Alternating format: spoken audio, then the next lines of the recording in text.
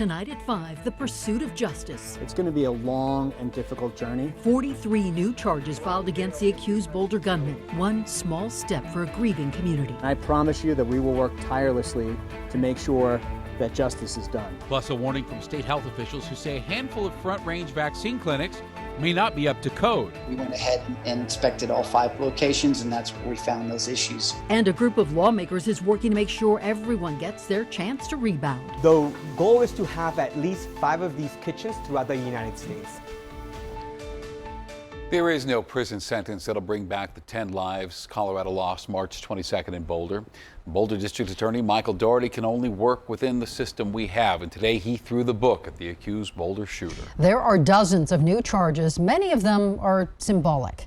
Denver7's Lance Hernandez is live in Boulder tonight to explain. Lance?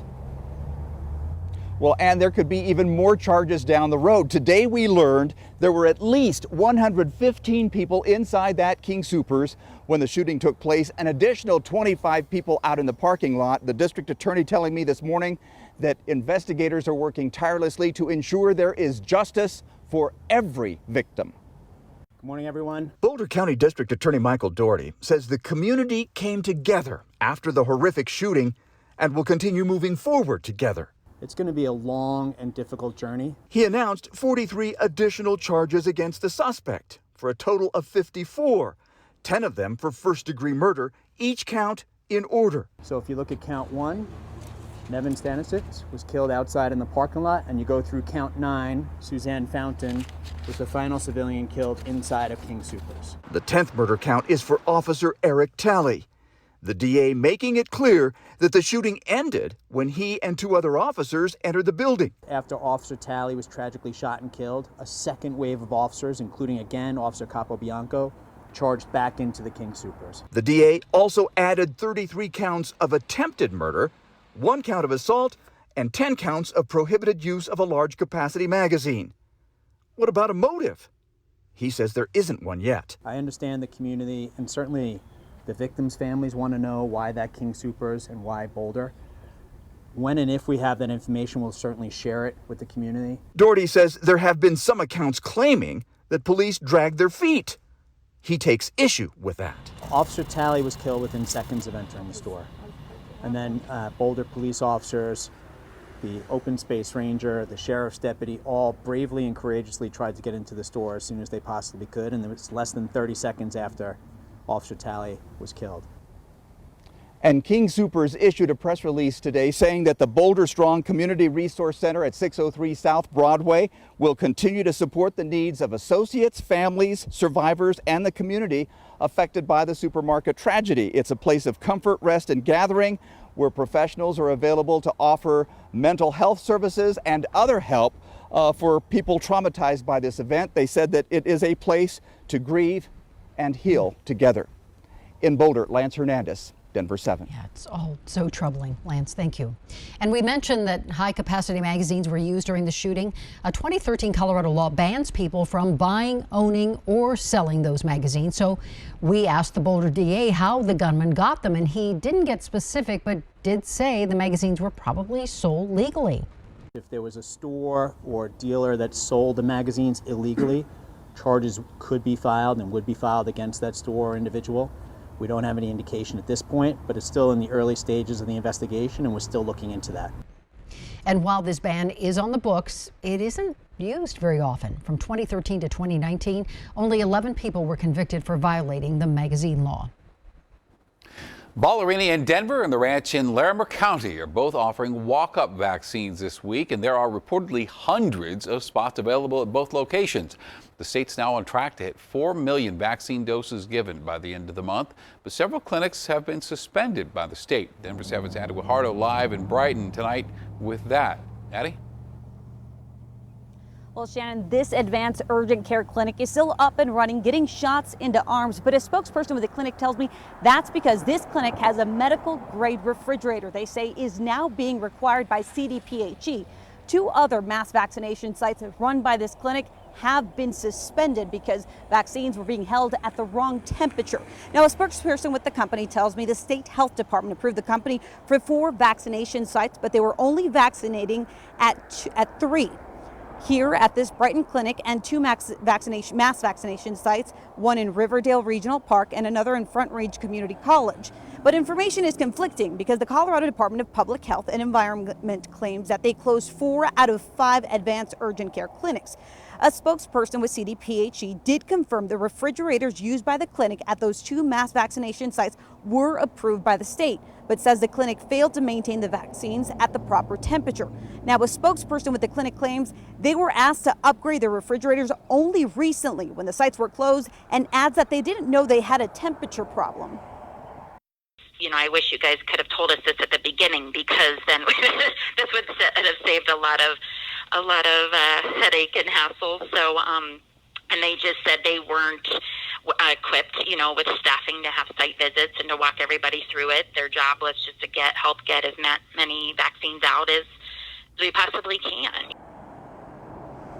Now, she did confirm that they were aware of the temperature range these vaccines needed to be stored in, but pressed on that they didn't know there was a problem. CDPHE tells us Pfizer and Johnson & Johnson vaccines administered at these 2 mass vaccination sites are not in question, and people do not need to be revaccinated who received those vaccines.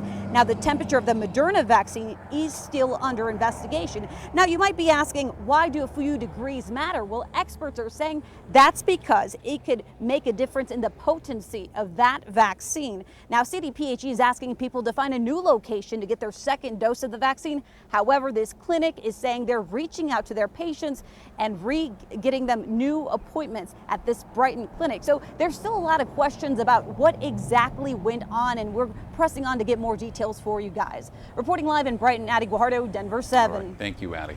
And white and Asian Coloradans continue to get the vaccine at higher rates than blacks or Latinos, and the state's now trying to balance those numbers. Leaders announced today that they will increase the amount of vaccines set aside for equity programs.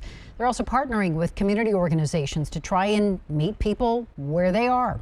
They're hard workers. They're not able to access clinics even on a Saturday. And so we're looking at more, maybe some evenings and Sundays. State leaders hope the expansion of walk-up vaccine clinics will help as well.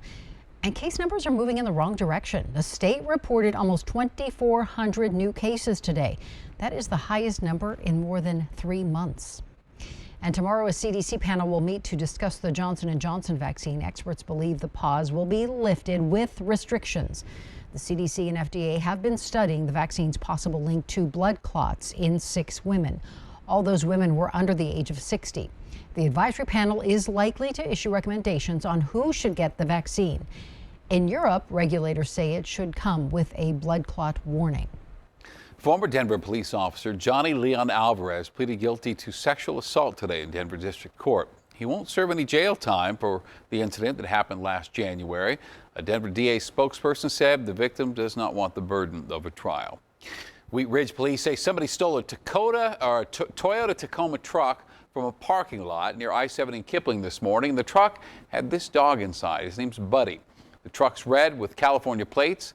Call Crime Stoppers if you know anything. The American dream does not always extend to people without citizenship status. Local lawmakers want to ensure the Colorado dream does. Here is Denver7's Gary Brode. Mucho chorizo. His time in the kitchen is more than a passion for Alejandro Flores Munoz. It's his way of life and his living.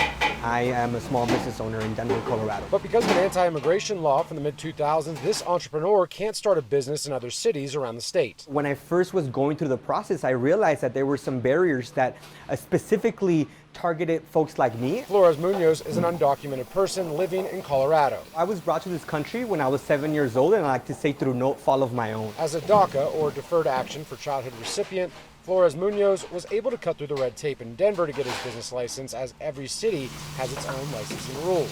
But on a state license, there is a black box above his picture stating he's not eligible for public benefits, meaning because he's not a citizen, he can't get a professional license. We've heard for years that hardworking immigrants who want to obtain these professional licenses to, say, become plumbers or electricians or nurses or teachers, wanted to contribute and found themselves unable to do so. That's why State Senator Julie Gonzalez, along with 3 others, sponsored a bill that would no longer require citizenship to obtain professional licenses.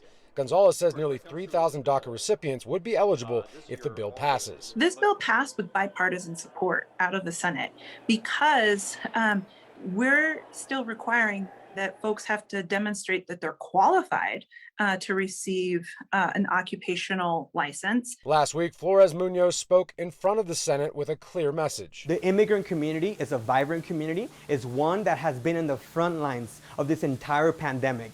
And now maybe they're looking to do something different. Once again, the measure has passed the state Senate and will soon be debated on the House floor. In Denver, Gary Brode, Denver7.